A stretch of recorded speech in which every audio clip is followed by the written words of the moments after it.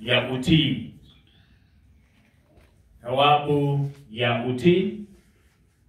In English we say the reward of obedience.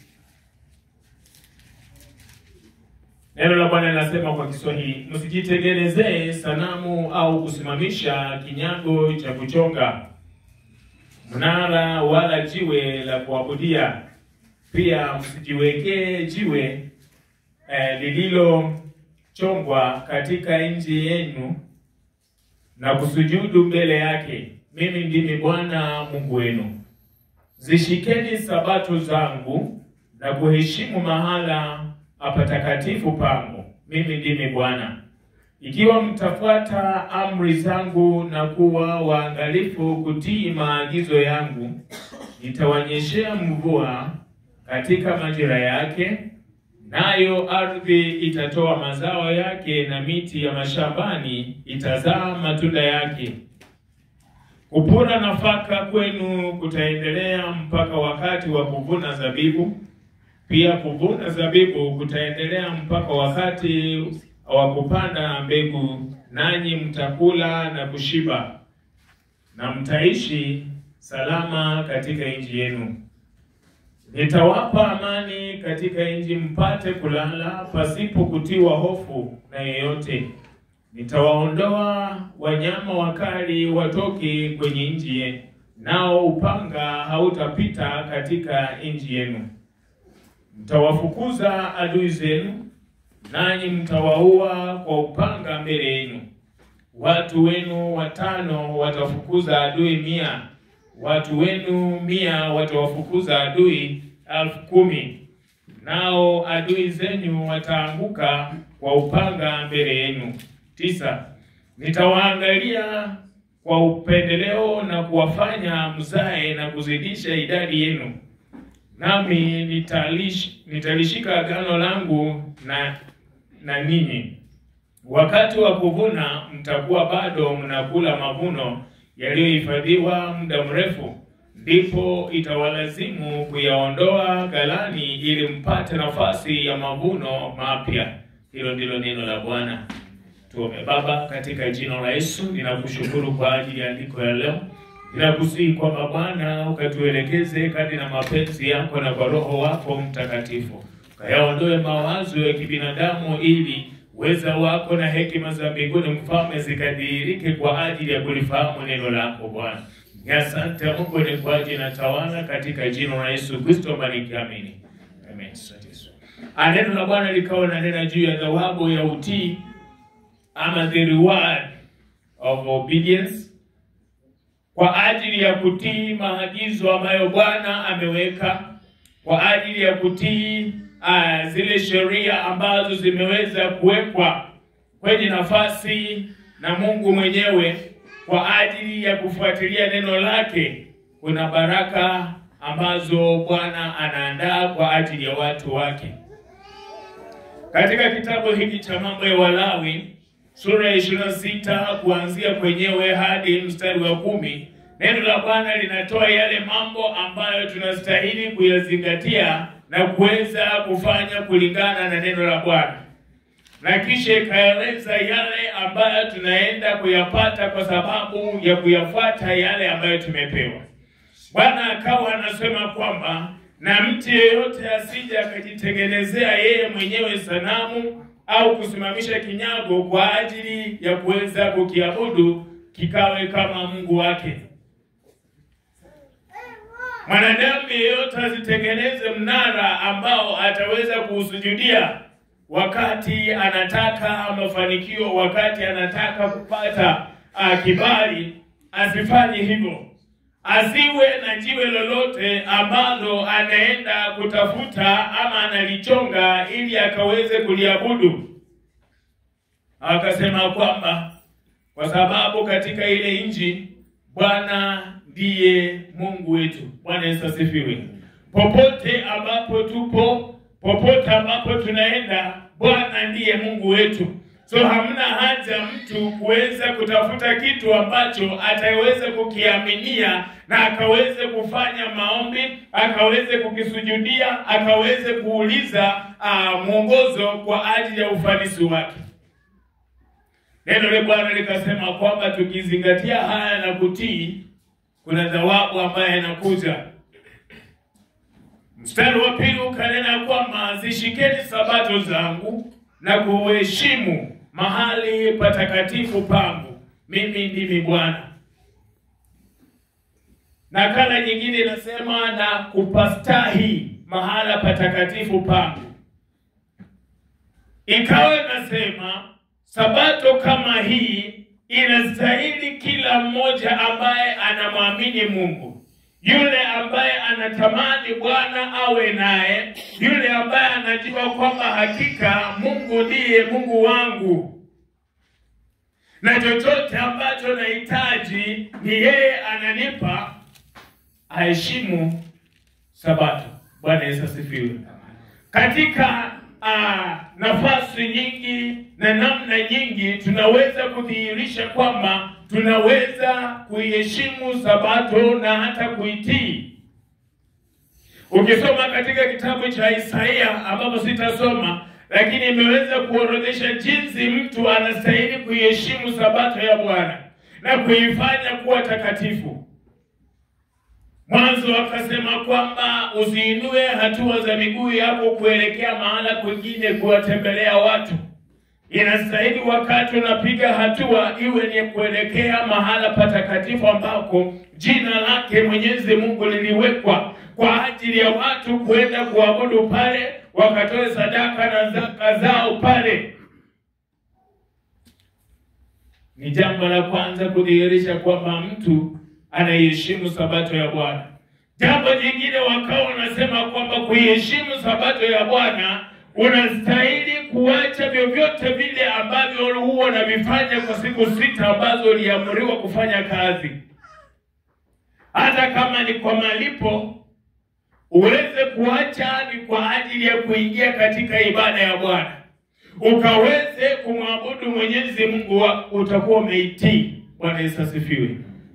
Kama ni mfanyabiashara, unafanya biashara kuanzia Jumatatu hadi Jumamosi. Ifikapo Jumapili asubuhi, hautafanya nusu, hautafanya masaa ya mapema kiasi upate wale wateja ambao ni wa kwanza. Bwana Yesu asifiwe. Ndiposa uanze kukimbia kwenda hekaluni mwa Bwana. Bwana anasema kwamba zishikeni sabato zangu na kuheshimu mahala patakatifu pangu. Haya mambo mawili tunahitaji kuyazingatia na kuyatii ili baraka zikaweze kuonekana. Kwamba ile siku ambayo ni kwenda hekaluni mwa Bwana, jinsi unavyojipanga asubuhi ile, jinsi unavyoanza hatua zako za kuelekea mahala patakatifu, itaonyesha kwamba hakika umeishika sabato. Bwana Yesu asifiwe. Kama kuna masaa ambayo ibada inaanza, kama hapa tunaanza na maombi asubuhi mapema, ndiposa tuingie katika mafundisho. Tunastahili kuona kwamba kila mmoja amekimbia ili apate nafasi ya kunena na Mungu asubuhi kabla mafundisho yaanze, ili akapate kibali mbele za Mwenyezi Mungu na zile baraka ambazo Bwana ameahidi kwa ajili ya wale ambao wanatii aweze kuziachilia kwa wale watu ambao wanaingia. Watu wakiingia mapema wametii sabato, na wakitoka wanaweza kukumbuka na hata kutafakari juu ya neno jinsi limeweza kunena katika sabato ile. Wakafike nyumbani wakatulie, ifikapo Jumatatu waanze kazi ya kawaida. Bwana Yesu asifiwe. Hivyo ndivyo tunastahili kuonyesha kwamba tunatii sabato ya Bwana na tunamheshimu Mwenyezi Mungu, kwa sababu tunajua hapa ndipo maskani pake, hapa ndipo mahala papo miguu yake inakaa. Na kama ni kupiga magoti, huwa tunasema kwamba napiga magoti mbele zako, miguuni pako ninanyenyekea wakati umeingia ndani ya hekalu la Bwana. Bwana Yesu asifiwe. So Bwana akawa ananena kwamba zishikeni sabato zangu na kuheshimu mahala patakatifu pangu. Mimi ndimi Bwana. Tukiweza kuzingatia sabato hii, tutaona neema ya Bwana, tutaona baraka za Bwana zikiwa nasi. Mstari wa 3 ukawa unasema, ikiwa mtafuata amri zangu na kuwa waangalifu kutii maagizo yangu, nitawanyeshea mvua katika majira yake, naye ardhi itatoa mazao yake, na miti ya mashambani itazaa matunda yake.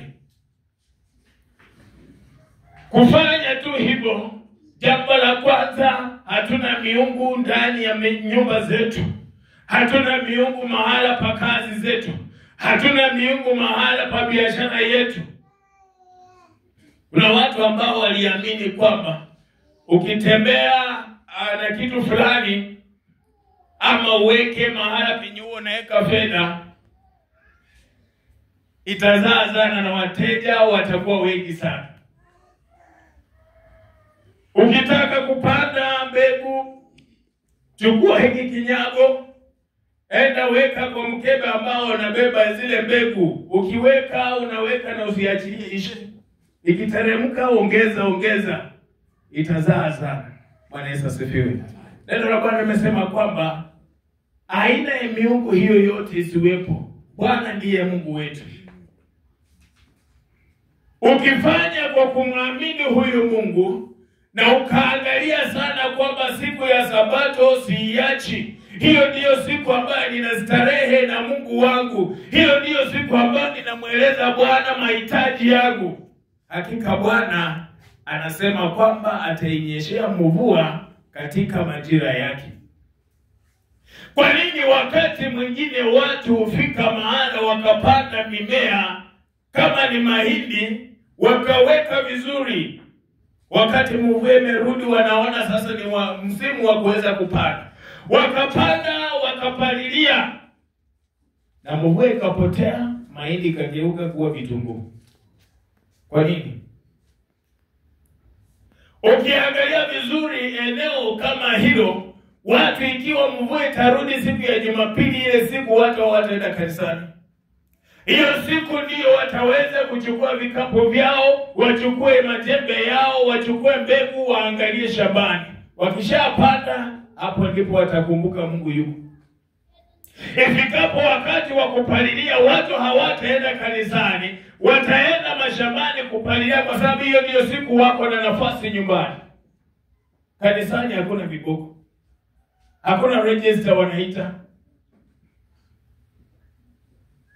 Na hata wengine wanasema hata mchungaji anahitaji mavuno, so waache tuweke kwanza halafu tutampelekea. Hapana. Bwana Yesu asifiwe. Watu wanastahili kutii Sabato ya Bwana. Hata kama mvua ilikuwa imepotea siku ngapi, mkatayarisha mashamba yakawa tayari, na mvua ikarejea siku ya Jumamosi, siku amkia Jumapili, wachana na shamba, enda kanisani siku ya Sabato, kamwabudu Bwana. Ukimaliza siku ifuatayo, ingia shambani. Bwana atabariki na ataweza kuiachilia mvua inyee kwa wakati wake. Bwana Yesu asifiwe. Ule wakati ambao mimea inahitaji maji kwa ajili ya kutoa maua na kutoa matunda, mvua itanyesha wakati ule. Wanasema ardhi nayo itatoa mazao yake, na miti ya mashambani itatoa matunda. Tutaweza kuvuna kwa sababu tumemwamini Bwana, kwa sababu tumemweka mbele, na Sabato yake iko mbele ya kuweza kuheshimu na kuiweka takatifu. Kasema kwamba mstari wa 5, kupura nafaka kwenu kutaendelea mpaka wakati wa kuvuna zabibu. Pia kuvuna zabibu kutaendelea mpaka wakati wa kupanda mbegu. Nanyi mtakula na kushiba, na mtaishi salama katika nchi yenu. Bwana Yesu asifiwe. Wakati tunahitaji kuona baraka za Mwenyezi Mungu, tunahitaji kuona baraka kwa ajili ya mikono yetu tunayofanya kazi, kwa sababu neno la Bwana anasema kwamba ataibariki kazi ya mikono yenu. Tutasoma hapo mbele, wanasema kwamba tukaweze kutii. Kuna maagizo mengi ambayo tumepata kama waumini, sio washirika, kwamba wakati unaingia ndani ya hekalu la Bwana, kama ni Sabato kama hii, kinywa chako kinene yale ambayo yataleta baraka. Bwana Yesu asifiwe. Iwapo umeketi karibu na yule ambaye ataleta mambo ya nyumbani, akupigie story ya jinsi juma lilikuwa na neno la Bwana linaendelea, unaamka tu polepole unaenda nje, alafu ukirudi unakaa sehemu nyingine. Kuliko umwambie walikataza. Ukimwambia walikataza, ataanza kukuonea vibaya. Mwache tu mpaka siku yenye mwenye atasoma. Akienda kwa mwingine, huyo tena atahama, atajua hapana. Siku kama ya Alhamisi na Jumanne, ukiingia mahala hapa, unapata watu wanaongea na wamekuja kukutana mtumishi wa Mungu kwa ajili ya mwongozo wa Bwana katika maisha yako. Kipata hao wawili watatu wanaongea, weka mbali kidogo usisikie. Utafakari na Bwana aandae mtumishi kwa ajili ya kukufungua wewe. Bwana Yesu asifiwe. Wanasema kwamba iwapo tutafanya hivyo, tutaweza kuvuna mazao. Wakati tunaendelea kuvuna haya, kuna mengine bado yanaendelea kuota. Wakati tunakuja kuvuna haya, kuna msimu wa kupanda. Bwana Yesu asifiwe. Hatutakuwa na sababu ya kulia kwa ajili ya njaa. Tutakuwa na sababu ya kumshukuru Mwenyezi Mungu kwa kuona kwamba agano lake ameweza kulitegemeza katika maisha yetu. Anasema mtakula mshibe na mtaishi salama katika maisha yenu, katika nchi ambayo mnakaa. Neno la Bwana linasema kwamba thawabu hii ya kupata baraka za Mwenyezi Mungu kwa ajili ya kutii, pia kumbe kuna ule uwezo wa sisi kuweza kupata shibe kwa yale mazao. Nikawa nasoma katika Isaya akasema kwamba hamtapanda mvune na wengine waje wakule. Wewe mwenyewe utapata nafasi ya kuyala yale mazao ambayo umeyafanyia kazi. Bwana anasema kwamba mtashiba na mtaishi salama. Hiyo ni thawabu ambayo tunaipata kutoka kwa Bwana. Kwa nini watu wafike kiwango ambacho wanavuna mimea fulani, lakini wanakatazwa msikule hiyo kwa sababu itawadhuru kulingana na afya ya miili yenu, hamstahili kula yayo? Tutabarikiwa. Na kama huwa haupati nafasi ya kushiba kwa ajili ya mazao fulani, wakati unatii, Bwana anatangaza kwamba atakufungulisha kwa ajili ya kuweza kufurahia maisha na kukaa salama. Mstari wa 6 anasema nitawapa amani katika nchi, mpate kulala pasipo kutiwa hofu na yeyote. Kuna watu mahala fulani hawalali katika nyumba zao, zipo lakini hawalali hapo, kwa sababu wanahofia usalama wao. Ukiangalia mara nyingi matendo ambayo wanayafanya katika jamii, hali ambayo wanapitia katika maisha, huenda isimpendeze Mwenyezi Mungu. So hii inakuwa ni nafasi ambayo Bwana anawaachilia mikononi mwa adui zao, wanawahangaisha, wanakosa amani katika maisha yao. Usiku unapofika hawalali. Huo ndio wakati wanakesha wakichunga adui atakuja wakati gani. Bwana anasema wewe hautakuwa na hofu iwapo utaweza kutii amri zake na sheria zake na yale ambayo ameweza kuamuru, yale ambayo anatufundisha kila wakati tunapokuja katika hekalu lake.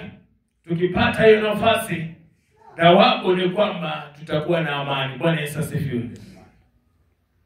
Na hii amani nikaona kwamba kumbe amani humpa mtu afya njema. Wakati mtu ana utulivu wa mawazo, hana wasiwasi wowote, hana depression yoyote, mtu huwa na afya njema na pia unawiri kiuchumi. Bwana Yesu asifiwe. So Bwana ataweza kutufanya tuwe salama kwa ajili ya kutii maagizo yake. Anasema kwamba upanga hautapatikana katika nchi yenu, yani vita. Na tukianza katika nchi, tuangalie, tuanze na kwa mji wako mwenyewe. Kuna watu wako na mali lakini hakuna amani katika nyumba zao. Mama akipika chakula, mzee hatakula. Mzee akikuja kama wamemwekea chakula, hata kila kile chakula, kwa sababu anajua vita vyenye tuko navyo kwa nyumba hii wanaweza niondoa wakati wote. Hiyo nyumba haina amani. Lakini ukienda galani, vyakula vimejaa tele. Kama ni maji, mzee ataenda kununua maji yenye anakunywa, aweze kunywa yenye unamletea. Kama ni mahala pa kazi, mtu hawezi kupata chakula akichukue ati hiki ni chako, hapana. Na kama ni lazima akule, wewe utasabu, kisha sababu anasema nipatie yako sababu nyingine. Kwa sababu anajua usalama wake si sawa. Akiletewa sahani, vile huwa tunasema hii ni askofu, anaangalia anasema acha nitumie hiyo. Anajua usalama kwake si sawa. Ukiangalia maisha ya watu kama hao, kuna wakati hawakutii maagizo ya Bwana na matendo yao hayampendezi Mungu, ndio maana wako na wasiwasi na maisha yao na wanajua kuna maadui wanawawinda. So neno la Bwana nasema kwamba ili tukapate thawabu ya utii, kuna mambo ambayo tunastahili kuyafuata na kuyatii katika maisha yetu na baraka zitakuja. Kasema kwamba upanga hautapatikana katika nchi yenu, yani vita. Mtawafukuza adui zenu, nanyi mtawaua kwa upanga mbele yenu. Watu wenu 5 watafukuza adui 100, watu wenu 100 watawafukuza watu 10,000, na adui zenu wataanguka kwa upanga mbele yenu. Wale wote ambao watajaribu kusimama ni kwa ajili ya kung'ang'ana na maisha yako, kung'ang'ana na baraka ambazo Bwana ameweka mbele yako, kung'ang'ana na nafasi ambayo Mungu ameweza kusababisha kwa ajili ya maisha yako. Kuna watu ambao wanafanya kazi mahala ambapo wameajiriwa. Kuna watu wengine watainuka dhidi yao kwa sababu ya vita. Wanataka kuang'oa katika nafasi ambazo Bwana amewaweka. Wanasema wataanguka mbele yako ukiona. Bwana Yesu asifiwe. So jambo la kuweza kushika hapa ni kwamba kuna maagizo ya Mwenyezi Mungu tunastahili kuyajua ili tukayatii. Tukishatii tuone ni yapi ambayo tutaweza kufaidika nayo. Tazama mstari wa 9, kasema kwamba nitawaangalia kwa upendeleo na kuwafanya mzae na kuzidisha idadi yenu. Kumbe Bwana anaweza kuwapanua watu wake ambao wamempendeza katika kutii sheria zake na amri zake, maagizo yake na masharti ambayo ameyaweka. Wana wa Israeli wakati walienda Misri kutafuta chakula, wakiwa ni watoto wa Yakobo, Yusufu akasema njoo mkae huku. Kuna mahala ambako walienda kukaa wakiwa tu ni familia ya Yakobo wakati walifika Misri. Lakini neno la Bwana nasema kwamba walikuwa wanaongezeka maradufu kwa sababu ilikuwa ni taifa ambalo limeteuliwa na Mwenyezi Mungu. Na tukiongea juu ya hilo, tunaangalia jinsi Yakobo mwenyewe aliweza kumuuliza Bwana kwamba ninapoanza safari hii, Mungu wangu, uniongoze, unilishe na kunivisha mpaka wakati nitarejea kwa nyumba ya babangu Isaka, utakuwa Mungu wako. Bwana Yesu asifiwe. Aliamua kutembea na Bwana, na lolote ambalo anafanya afanye kwa mapenzi ya Bwana. Mungu alimbariki uzao, akambariki uzao, akambariki mali, mpaka wakati njaa ilikuwa katika nchi ya Kanaani. Huo ndio wakati wanawe walijikuta wamefika Misri, na Bwana akaandaa mahali ambako walikaa kule Misri. Wanasema sehemu hiyo iliweza kutoa mazao mazuri, wakawa na afya nzuri, wakaongezeka kwa idadi, mpaka wa Misri wakasema hapana, hawa watu wanaongezeka sana, idadi yao inazidi kuwa kubwa, watatushinda. lililopo tuanze kuwa watoto wa kiume. Vita vilianzia pale. So maadui wanaweza kuinuka kwa ajili ya wewe kupanuliwa na Mwenyezi Mungu. Lakini ashukuriwa huyo Mungu kwa sababu ashasema kwamba maadui watakapoinuka wataanguka mbele yako. Bwana Yesu asifiwe. Watu 5 wataangusha watu 100. Watu 100 wataangusha watu 10,000. Bwana Yesu asifiwe. Na wote wataweza kushindwa. So kumbe katika maisha ya mwanadamu kunaweza kuwa na vita ambavyo vitainuka pasipo wewe kuchochea. Ni baraka zako ambazo zitafanya, lakini Bwana anaahidi usalama. Bwana Yesu asifiwe. Kuna watu wengine huwa wanafikiria kwamba wakati unaokoka kutakuwa tuna maisha nywe, unafurahia kila kitu. Ipo wakati ambao utakumbana na vita, kuna wakati ambao kuna majaribu yatakujia, lakini Bwana ambaye ni mwaminifu anasema kwamba anaahidi usalama. Bwana Yesu asifiwe. Jawabu ambaye amenena hapa ni upendeleo. Kumbe mtu anaweza pata upendeleo kutoka kwa Mwenyezi Mungu kwa ajili tu ya matendo ambayo anayafanya. Kuna wakati Abrahamu Bwana akasema enda uzunguke uone kama kuna mtu mtakatifu pale, la sivyo nitaangamiza mji. Kauzana nikipata watu 50 kati ya hii nchi yote, nikipata watu 50 bado utaangamiza. Akasema wakiwa 50 sitaweza kuangamiza ule mji. Akashuka mpaka 10, akasema na nikipata watu 10, akasema wakiwa 10 sitaangamiza mji ule. Na akasema Mungu usichoke na mimi, lakini naomba kujua iwapo nitazunguka nchi yote na nipate mtu mmoja mtakatifu, bado taangamiza watu wote na nchi. Akasema akiwemo mmoja nitaokoa ile nchi. Bwana Yesu asifiwe. So katika familia, iwapo kuna mtu ambaye atafanya juhudi ya kusimama katika pegu na kuhakikisha kwamba mapenzi ya Bwana yanatimia, kuhakikisha kwamba sheria za Mwenyezi Mungu zinafuatwa na sabato yake inaheshimiwa, taona mabadiliko katika ule mji. Bwana Yesu asifiwe. Kutoka kwa yule mtu atasababisha baraka za Bwana zikaenee. Njaa itaenda mbali, tumepata hilo. Kwamba mvua itanyesha wakati wake, majira ambayo yanastahili. Kama ni maharage mmepanda, mkipanda yatamea vizuri.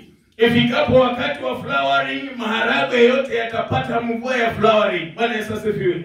Na ikifika wakati wa kuvuna, kwa sababu yanahitaji sasa kiangazi kidogo ili ikaweze kuiva na kukauka, Bwana anasema kwamba majira yale yatakuwa sawa. Mtavuna na mtapata kile ambacho mhitaji ili maisha yawe sawa. So katika kuangalia kwa upendeleo, Bwana akasema kwamba ataongeza idadi ya watu katika mji ule. Nami nitaishika agano langu na ninyi. Wakati wa kuvuna mtakuwa bado mnakula mavuno yaliyohifadhiwa muda mrefu, ndipo itawalazimu kuyaondoa ghalani ili mpate nafasi ya mavuno mapya. Hii ni thawabu nyingine ambayo tunapata. Huenda kuna mara nyingi umekuwa na maombi na hata kuomba kwamba Mungu akusaidie siku moja hata uvune tu gunia 10 ya mahindi, utamshukuru Mungu sana. Bwana anasema atawaonyesha yale ambayo hamjawahi ona. Anasema kwamba mtaweza, bado mnavuna na bado mnakula ghalani yamo ambayo mlihifadhi kwa muda mrefu. Huwa tunasikia watu wakipiga hadithi wasema kwa fulani ndio saizi anakula mahindi ya mwaka juzi, ya mwaka jana hajaanza kukuza, na bado hii imeanza kuiva. Hizo hadithi zitakuwa nyumbani mwenyu iwapo tutaweza kushika amri za Bwana na maagizo ambayo ameyaweka. Sio kwamba hatujapata, tumepata yale maagizo, tunajua ni nini ambalo tunastahili kufanya. Tukishika sabato hizo, tutaona haya mambo yakifanyika katika maisha yetu. Hatutaweza kufanya kazi na tukose chakula. Bwana Yesu asifiwe. Kuna wakati tukawa nafundishwa kwamba Bwana anabariki kazi ya mikono ya mtu ili neno lake likaweze kutukuzwa, na hata baraka zikaonekane katika ule mji kwa ajili ya jina lake kutukuka, sio kwa bidii ya mtu. Bwana Yesu asifiwe. Lakini tukiweza kuamini Bwana, tukazingatia yale ambayo tunaambiwa na tukamfuata Mungu vizuri, ile bidii ambayo tuko nayo itazaa matunda. Bwana Yesu asifiwe. Ningependa nisome kitabu kingine, Isaya 65. Isaiah 65.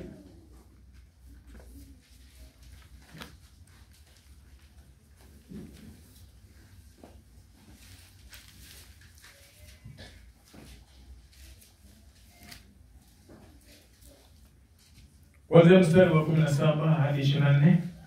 Tenda kwa haraka kidogo. Tazama, ni Isaiah 65 kuanzia 17 hadi 24. Tazama, nitaumba mbingu mpya na dunia mpya. Mambo ya zamani hayatakumbukwa wala hayatakuja akilini. Lakini furahini na kushangilia daima katika hivi nitakavyoumba. Kwa kuwa nitaumba Yerusalemu uwe wa kupendeza, na watu wake wawe furaha. Nami nitaifurahia Yerusalemu na kuwafurahia watu wako. Sauti ya maombolezo na ya kilio haitasikika humo tena. Kamwe hata kuwepo tena ndani yake mtoto mchanga atakayeishi siku chache tu, au mzee ambaye hataishi akitimiza miaka yake. Yeye atakayekufa akiwa na umri wa miaka 100 atahesabiwa kwamba ni kijana tu. Yeye ambaye hatafika miaka 100 atahesabiwa kuwa amelaaniwa. Watajenga nyumba na kuishi ndani yake, watapanda mashamba ya mizabibu na kula matunda yake. Hawatajenga nyumba na watu wengine waishi ndani yake, au kupanda mazao na watu na wengine wale. Kwa kuwa kama zilivyo siku za mti, ndivyo zitakavyokuwa siku za watu wangu. Wateule wangu watafurahia kwa siku nyingi kazi ya mikono yao. Hawatajitaabisha kwa kazi bure, wala hawatazaa watoto ili wapatwe na majanga. Kwa kuwa watakuwa taifa lililobarikiwa na Bwana wao na wazao wao pamoja nao. Kabla hawajaita nitajibu, nao wakiwa katika kunena nitasikia. Bwana Yesu asifiwe. Tuna thawabu nyingine ambayo tunaona hapa kwamba Mungu anataka kufanya upya maisha yetu kwa ajili ya kuumba mbingu mpya na nchi mpya, ili watu wakaweze kufurahia mahala pao. So katika mji wako Bwana anataka kufanya upya ili mambo ya zamani yasikumbuke katika hapo, iwe tu ni hadithi. Bwana Yesu asifiwe. Yaani ile desturi ambaye kiwe kiendelea kwamba babu naye alikuwa hivi, so mtoto wake akakuwa hivi, naye sasa huyu amekuwa hivi. Mambo kama hayo Bwana anayaondoa. Bwana Yesu asifiwe. Wale ambao wameweza kutoka katika familia, huenda watu walikuwa na hali ya magonjwa ya high blood pressure, yaani magonjwa ambayo yanafuata. Wakikuuliza katika jamii yenu kumekuwa na mambo kama haya mambo ya kuanguka kifafa, mambo ya magonjwa ambayo ni hayana tiba, mara nyingi hufuata vizazi. Bwana anasema hali kama hiyo haitakuwemo katika nchi yenu. Bwana Yesu asifiwe. Mtapata maisha mapya ambayo mtaweza kufurahia katika maisha yenu. Na wanasema kwamba mtaweza kufurahia daima, ili Bwana naye akaweze kufurahia watu wake. Anatengeneza mji wako akaweze kufurahia, nawe akakupe furaha. Na anasema hata kuwepa mtu ambaye atakufa mapema. Mama anasema kweli huyu ni mchanga, kwa nini akaenda hivyo? Bwana ataweza kuwapa maisha marefu wakati umeweza kutii amri zake, umeshika agano lake, umeweza kutii sabato yake. Twaahidiwa maisha marefu. Anasema kwamba katika miji ile hatutakuwa na mtu ambaye anakaa akionekana kuwa ni walaana. Bwana atabariki kwa sababu uzao ni wa kubarikiwa. Na akasema mtajenga nyumba na watu wengine wakaishi ndani. Kuna sehemu katika nchi yetu hii ukienda, watu walijenga nyumba nzuri lakini hawakuingiza zile nyumba. Ni watu wengine wanakuja kukaa ndani. Kuna watu wamefanya kazi nyingi lakini matunda ya zile kazi ni watu wengine wanafurahia. Bwana anaahidi kwamba iwapo watu watashika amri zake vizuri, wakaweza kuizingatia sabato, wataweza kujenga nyumba wakakae ndani, wataweza kupanda mashamba yao wakale matunda yao. Na jambo ambalo linafurahisha sana, anasema kwamba ataweza kuhakikisha kwamba watu hawawezi kujitaabisha bure. Hivyo ndivyo alisema hata wakati wa Yakobo, akasema sikuita Yakobo aniabudu bure. Mungu anataka wale ambao wanamwabudu wapate kitu katika maisha yao. Wakuwe na sababu ya kumwabudu Mwenyezi Mungu. Wawe na sababu ya kutoa ushuhuda kwa sababu ya matendo makuu ya Bwana. Tunapoanza mwaka mpya baada ya maombi, tuangalie haya na tuone ni yapi ambayo huenda hatujazingatia, ili kwamba tukaone hizi thawabu ambazo Bwana ameweka kwa ajili ya kutii, tukazione katika maisha yetu.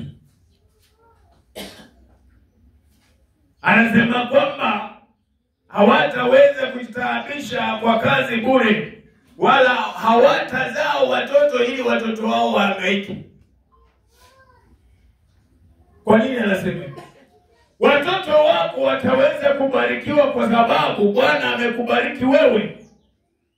Na ndio maana wanasema Mungu wa Abrahamu, Isaka na Yakobo, kwa sababu tunaamini tuko katika ule uzao wa imani ambayo ni ya kumwabudu Mwenyezi Mungu aliye hai. Wakati Abrahamu anaitwa na akatoka katika mji wake ambao baba yake alikuwa anakaa, na desturi yote akaiacha, akafuata Bwana na ile imani ambayo Mungu alimuita nayo, ule uzao wake ukaanza kubarikiwa. Zile baraka ambazo Abrahamu alizipata ndizo baraka ambazo Isaka alipata, na ndizo baraka ambazo Yakobo alizipata. Bwana Yesu asifiwe. Esau kwa sababu alienda kinyume na maagizo ambayo baba yake alimpatia, alilaaniwa na mji wake ukaenda hivyo hadi ukaitwa Edomu. So ule uzao wa kuangamia ukaenda kwa Esau, na ule uzao wa kunawiri ukawa ni wa Yakobo. Ni kwa sababu ya kutii maagizo ya Bwana. Bwana Yesu asifiwe. So iwapo tutatii, neno la Bwana linasema kwamba kazi ya mikono yetu tunaweza kuifurahia. Hata ukifanya kitu kidogo, utaona baraka zikionekana katika maisha yako. Nikawa nasema kwamba kwa sababu kwa muda mrefu mtu alitamani ng'ombe na hajapata, pia anaweza kuvumilia kwa muda kiasi aone baraka za Mwenyezi Mungu. Lengo lako nataka kufikia ng'ombe ili ukaweze kukama maziwa yako. Kununua maziwa, umefika mahali ni kama unachoka. Na Bwana akasema kwamba watu hawatataabika bure, watapata kitu. Maisha yako yanastahili kubadilika baada ya muda fulani akihusika Mwenyezi Mungu. So unaweza kupata hata kuku mmoja na ukasema huyu kuku kwa mwaka huu ninafuga yeye, mwaka kesho niwe na kondoo, mwaka ule mwingine Bwana akipenda niweze kupata ng'ombe. Bwana Yesu asifiwe. Inawezekana kwa ajili Bwana anabariki kazi ya mikono yako. Yule ambaye anaweza kuwa na biashara, haijalishi umeanzia wapi, kwa sababu neno la Bwana anasema kwamba usidharau ule mwanzo mdogo. Unaweza anza kuuza makaa kwa korogoro moja. Ukipanga 10, huenda ni nusu gunia. Ukipanga kama ngapi hivi, gunia limeisha. Ukiyauza ulete mengine, utapanda na Bwana atakunawirisha. Utafika mahali wewe unakuwa na depot ya kusambaza magaa gunia. Bwana Yesu asifiwe.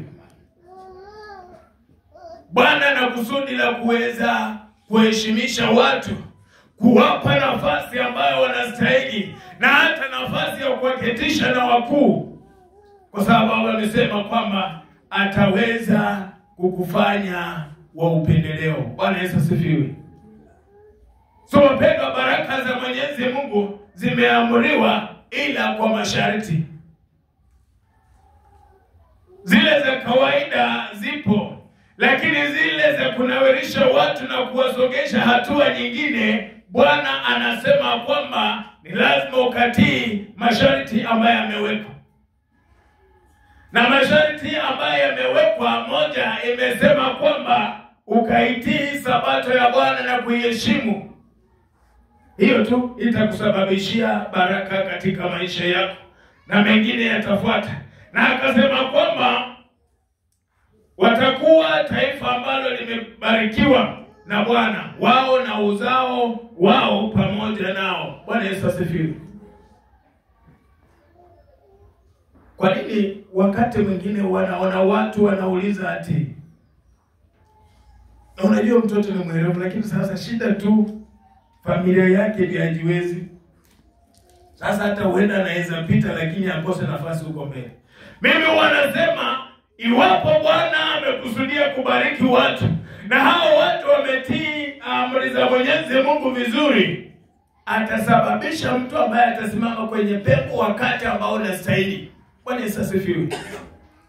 Yule mtoto atapita mtihani, akishapita hivi bado anajiuliza itakuwaje mwezi kesho. Wakati mtoto anaenda shule, kuna mwingine anatokelea anasema nitashughulikia 1, 2, 3, wewe simama na sehemu hii. Bwana Yesu asifiwe. Na hivyo ndivyo Bwana huinua watu kutoka mavumbini akaweka hatua nyingine. So Bwana, wapendwa, Bwana ameahidi baraka kwa ajili ya watu wake na kusudi la kuwainua, ila kwa masharti. Tukiangalia Abrahamu, wakati Abrahamu ameweza kupata njaa Kanani, alienda Misri.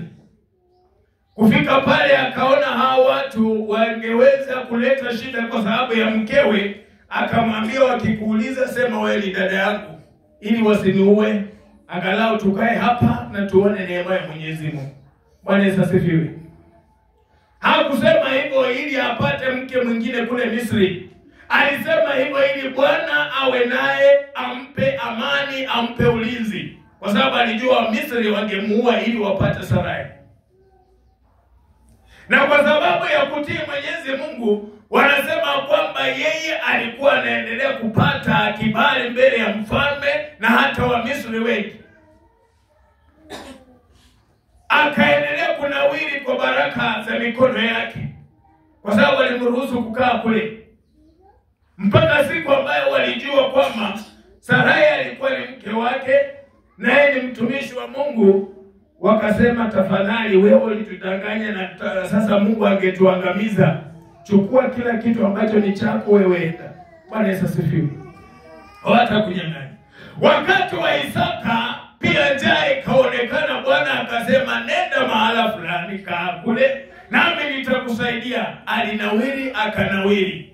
Vivyo hivyo wakati aliendelea, Melkisedeki na watu wengine wakasema hapana, wewe unasonga sana, unabarikiwa kutuliko, ondoka. Bwana amesema kwamba atakubariki mahala popote. Wacha tuangalie kitabu cha mwisho.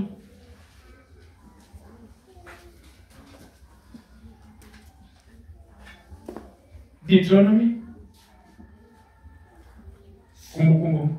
Deuteronomy 28. kuanzia 1 hadi 9 nikimalizia. Kumbukumbu la Torati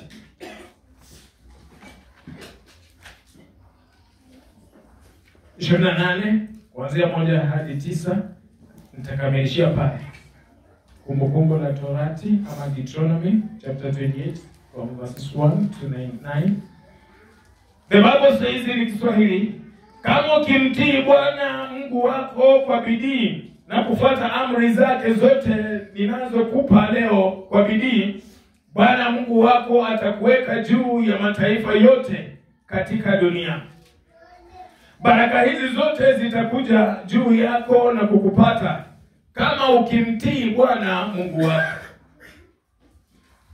Ni masharti ambayo tunapewa, na ahadi pia inashuka pale pale kwamba tukitii yale maagizo ya Bwana na kuyafuata kwa bidii ambaye inastahili, Bwana ataamuru baraka zote zije kwetu. Ataweza kuamuru kwamba tuweze kupata nafasi juu. Wakati wa Danieli, Meshaka, Shadraka na Abednego, wakati wako katika nchi ya ugenini, Bwana akasababisha hao kuwekwa kileleni kwa uongozi. Walichagua watu ambao wako na ile hekima nzuri ambayo ni ya falsafa, wakaweze kuendeleza ule utawala ambao ulikuwa ni wa mfalme. Na mfalme akasema, ili nichague watu ambao wanastahili, hao watu wakule chakula changu, walishwe vizuri, waoge vizuri, wao wakupendeza, ndiposo wapate nafasi kwa ajili ya kutawala nami. Wakati hao watu wa Mungu wanne walipewa nafasi ili wale chakula cha mfalme, na wakajua kwamba kile chakula kilikuwa ni najisi, hawakukubali. Bwana Yesu asifiwe. Hawakukubali kukila. Wakaambia wale ambao walikuwa ni watumishi wao, wakasema, tafadhali hatutakula kile chakula, bali tutengenezee mboga za kawaida, sisi tutakula. Kasema, nanyi mkiharibika maumbile na uso pia ikaweze kuonesha kudhoofika, mimi kazi yangu itakuwa hatarini. Kasema, hapana, wewe tutengenezee, na baada ya siku 10 kuje tuangalie jinsi tutakuwa tunang'aa. Bwana Yesu asifiwe. Imani ambayo unakuwa nayo kwa ajili ya Bwana itakuelekea wewe ukaweze kupanda cheo hatua na hatua. Bwana Yesu asifiwe. Bwana anasema kwamba atakuweka juu ya mataifa yote, na utaweza kunawiri kwa ajili ya kutii maagizo ya Bwana. Utabarikiwa mjini na utabarikiwa mashambani. Hapo ndipo nilikuwa nataka kunena juu ya Isaka. Na ikawa kwamba wakati Isaka alienda katika nchi ya ugenini, akapewa nafasi kwa sababu alikuwa na ng'ombe wengi, akaweza kupewa nafasi ya kuchimba kisima kwa ajili ya maji. Lakini kile kisima kilikuwa kimechimbwa na baba yake. Bwana Yesu asifiwe. Wakati waliona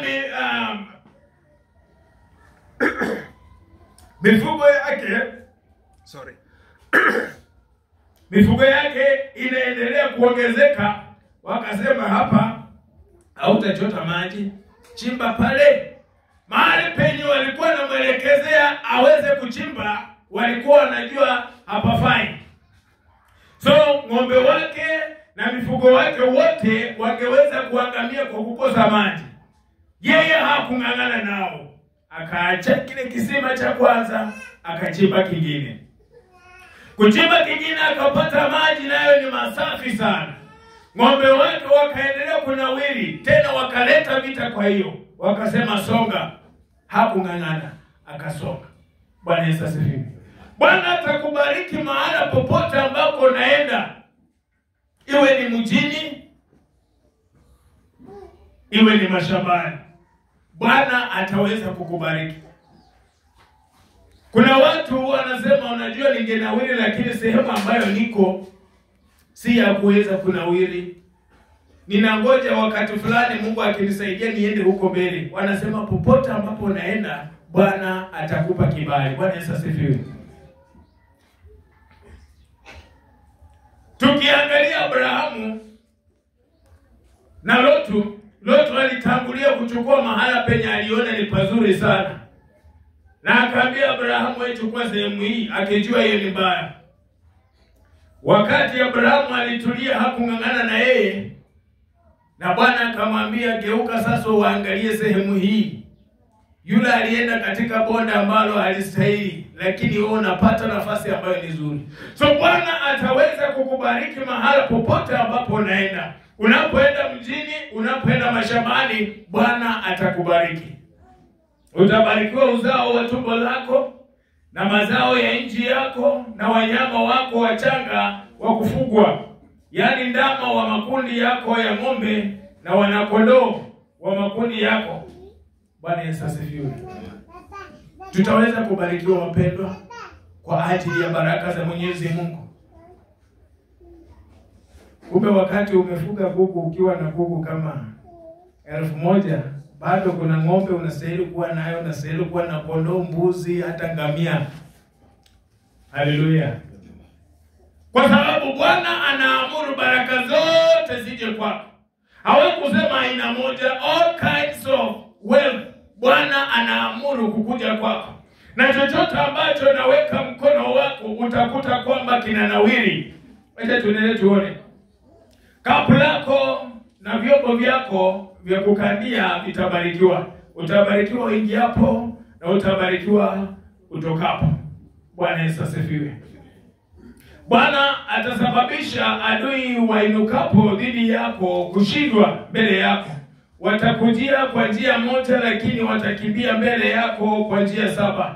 Bwana ataagiza baraka juu ya ghala zako na juu ya kila kitu utakachoguza kwa mkono wako. Bwana Mungu wako atakubariki katika nchi anayokupa. Bwana Yesu asifiwe. So haijalishi, kumbe wakati huu usiseme unajua familia ambayo mimi nilienda ama familia ambayo nilioa ni ya chini kidogo. Watu wengine wamesupport, watu wengine wakaenda juu. Bwana atakubariki uingiapo na utokapo. Bwana Yesu asifiwe. Haijalishi unaanzia wapi. Jambo ni kwamba wewe ukatii ahadi ambazo Bwana ameweka, amri ambazo ameweka, na uzingatie sabato yake. Utaona baraka hizi zikija kwako, utaona uzao wako ukibarikiwa. Hautakuwa na sababu ya kulia kwa sababu ya watoto wako. Kuna wamama ambao huwa wanaangalia uzao wao, wakapendekeza kwamba wasichana ni wazuri kushinda wavulana, ama wavulana ni wazuri kushinda wasichana. Kasema katika watoto wangu wasichana naona ndio watanisaidia, lakini wavulana asina matumaini. Kwa nini wanafika kiwango hicho? Lazima kuna mahala huyu mzazi hakuenenda kulingana na mapenzi ya Bwana. Bwana Yesu asifiwe. Bwana anaahidi kwamba uzao wako utaweza kubarikiwa kwa sababu ni uzao wa mbarikiwa. Jinsi zile baraka ambazo ni za Abrahamu zilishuka mpaka kwa Yakobo na vizazi vya Yakobo, hivyo ndivyo baraka zako zinastahili kuonekana zikizidi kunenepa. Bwana Yesu asifiwe. Nikawa nasoma kitabu kingine kisema kwamba Bwana ataweza kuhakikisha kwamba uzao wako unarithi baraka zako, kwa sababu ni uzao wa mbarikiwa. Na hapa katika Kumbukumbu la Torati Bwana anasema kwamba ataweza kubariki uzao wa tumbo lako na mazao ya nchi, na wa mifugo wa kufugwa nao pia wataongezeka. So kumbe tunastahili kuwa na mawazo ya kupanua na kupanua. Siku moja nikawa nanena na mtumishi mwingine juu ya baraka ambazo Solomoni alikuwa nazo. Wanasema wakieleza vile alikuwa na ng'ombe ni wangapi, alikuwa na ng'ombe wangapi, kondoo ni wangapi, mbuzi wangapi. Yule mtu wa Mungu alikuwa amebarikiwa sana. Na ni baraka kutoka kwa Bwana. Na alishika maagizo ambayo Bwana alimpa Daudi, akasema iwapo uzao wako utashika haya, hata kosa mtu katika kiti. Bwana Yesu asifiwe. So baraka zile ambazo Bwana ameahidi ni kwa uzao wako, na anahakikisha kwamba umepata kwa ajili ya kazi ya mikono yako kubarikiwa. 9, ambayo ni ya mwisho, Bwana atakufanya kuwa taifa lake takatifu kama alivyokuahidi kwa kiapo, kama ukishika maagizo ya Bwana Mungu wako na kwenda katika njia zake.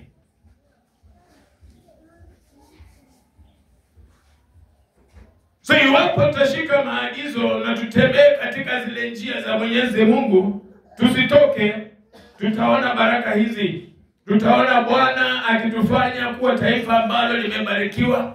Uzao wako utakuwa tofauti. Hata ukiishi katika maeneo ya watu ambao kuna nafasi ambazo watu wakiishi, kwa mfano Matisi, ukiwa sehemu yoyote na unasema natoka Matisi, watu wanashangaa kwanza.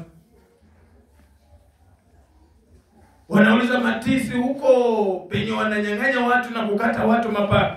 Nasema hapana, mimi siko sehemu hiyo, niko sehemu nyingine. Yaani kuna sehemu ambayo watu wanaaminika ni kama wamelaaniwa na laana ya Bwana ni kama iko kule. Si watu wa kutarajiwa kuendelea na kubadilika. Lakini wale ambao wameshika baraka na masharti ya Mwenyezi Mungu na maagizo yake na agano ambalo ameliweka, wataweza kunawiri wakiendelea. Watoto wako watakuwa mbele, watabarikiwa, uzao wako utabarikiwa, chochote ambacho unaweka mkono wako kitaweza kunawiri. So mambo ya kuzingatia kwa uchache tu, mambo ya kuzingatia ama kufuata ili hizi dhawabu tuweze kuona. La kwanza ni kushika Sabato na kuifanya takatifu. Kushika Sabato na kuifanya takatifu. Ya pili, kushika maagizo yake yote. Kushika maagizo ya Mwenyezi Mungu yote. Nimesema usiibe. Unajua mtu anaweza kuja kanisani kila siku lakini katikati ya wiki kazi yake ni kuiba. Lakini Jumapili akifika tena anatoa fungu la 10 kwa hiyo.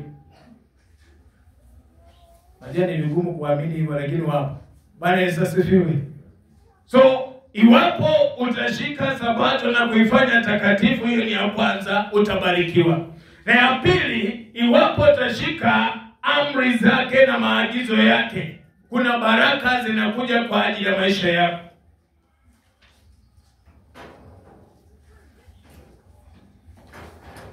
Ya tatu, kutembea katika njia ya Bwana.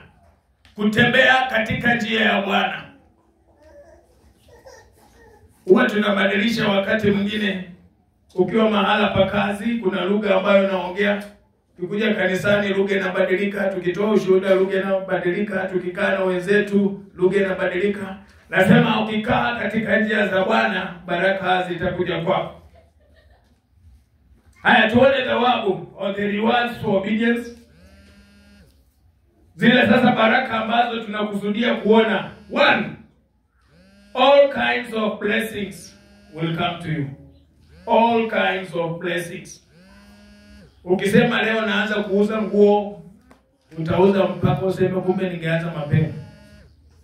Ukienda kulima shamba linazaa mpaka unasema na kwa nini nilikuwa na ngoja. Huo ndio ni wakati wa kuendelea. Bwana Yesu asifiwe. Number 2, be blessed everywhere you go. Being blessed everywhere you go. Popote unaenda utabarikiwa kwa sababu umeshika zile amri na maagizo ya Bwana. Popote uendapo utanawiri, haijalishi ni mjini ama wapi, utaweza kunawiri. Number 3, anything you put your hand on will prosper. Anything. Naona Yakobo wakati anakaa na Labani, Labani akasema chochote chenye uliweka mkono wako niliona kikinawiri sana na nimebarikiwa kwa sababu ya wewe. Number 4, blessed with a blessed family. Blessed with a blessed family. Unabarikiwa na uzao ambao umebarikiwa. Hakutakuwa na wezi na walevi hapo ndani. Hata kama katika familia yenu ama ukoo wenu watu ni walevi, uzao wako utabadilika kwa sababu umefuata amri za Bwana. Bwana sasa fiwe. So usiseme ama usishinde useme na hofia watoto wangu huenda wafuate. Kama umefuata amri za Bwana jua kwamba zitashuka kwao. Bora walee katika njia ambayo inastahili. Wanasema kwamba mlee mtoto jinsi ipasavyo naye hata sahau hata uzeeni. Number 5, good harvest. Tumeambiwa kwamba utakuwa unavuna na bado unakula yale ambayo umehifadhi kwa muda mrefu. Mpaka inakulazimu utoe kwa store nyingine uanze kugawa ama uuze ili uweke nyingine. Good harvest, wengine wanaita bumper harvest. Good health, number 6.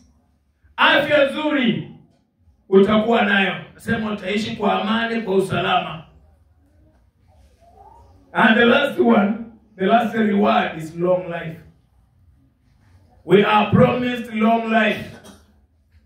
Iwapo tutashika amri za Mwenyezi Mungu na kumkimbilia Bwana kila wakati, tumeahidiwa maisha marefu. Bwana Yesu asifiwe. Wanasema hata kuemo miongoni mwenu ambaye atakuwa na siku chache ama maisha yake yakatike akiwa mdogo. Wengi wanasema Mungu alipanga iwe hivyo. Ndio, hatuwezi jua Bwana anafanya nini, lakini tukishika amri zetu za Mwenyezi Mungu jinsi tunavyostahili kuzishika, tunaahidiwa maisha marefu. Bwana Yesu asifiwe. Na afya njema. Hizo ni pointi 7 za baraka ambazo tuwazingojea kuziona katika maisha yetu iwapo tutashika amri za Mwenyezi Mungu. Kicho kilikuwa ni thawabu ya utii ama reward of obedience. Na nimepeana zile za kuweza kutii na pia baraka ambazo tutazipata kwa kutii zile amri. Mungu wa amani awabariki sana. Bwana akiwa mbinguni asikiapo maombi yako akutende yaliyo mema. Kwa sababu anasema wakati umeshika hivyo, hata kabla uombe atakuwa anatenda. Kabla unene atakuwa amesikia. Mungu wa amani awabariki sana, awatende yaliyo mema. Senior Reverend Steven Wanyala Watala, mbarikiwe sana.